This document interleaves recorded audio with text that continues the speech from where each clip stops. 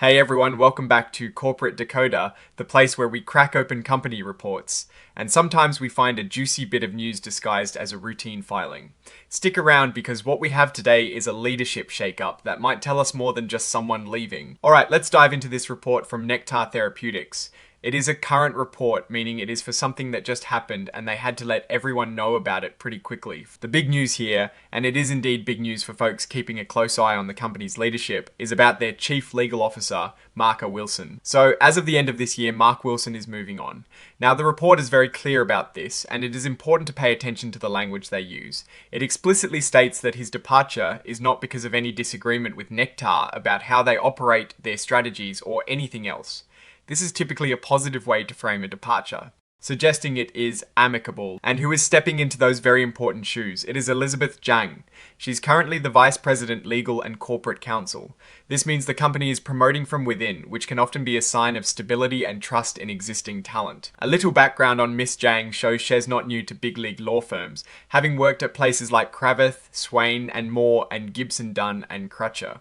These are well-respected names in the legal world, so she certainly brings a wealth of experience to the role. And her educational background is certainly impressive, with degrees from Harvard College, Oxford, and Harvard Law School. That blend of science and law is pretty unique and could be very beneficial in a company like Nektar, which is in the therapeutic space. Now, while this report doesn't include detailed financial tables that we often look at in other filings, it does point to some important exhibits.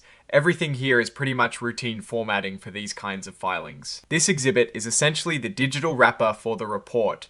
It is designed for computers to easily read and process the information, which is how regulators keep track of everything. Moving on to the signatures section, this is where the official sign-off happens, giving the report its legal weight. Here we see Nektar Therapeutics officially signing off on the report, and importantly, it is signed by Mark A. Wilson himself. This confirms he is actively involved right up until his departure date's announcement. He is signing as Chief Legal Officer and Secretary, two very critical roles within any corporation.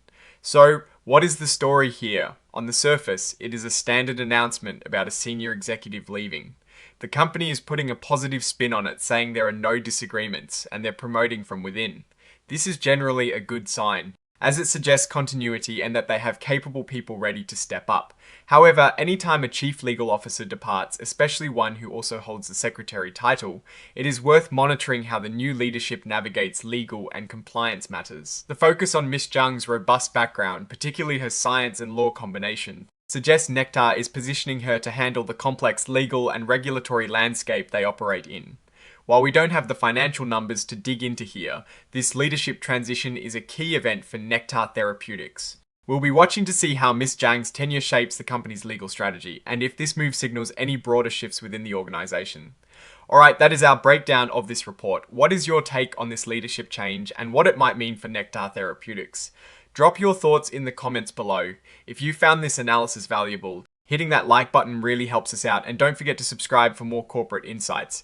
We also have a Discord community linked in the description where we discuss these filings in more detail. Thanks for watching, see you next time.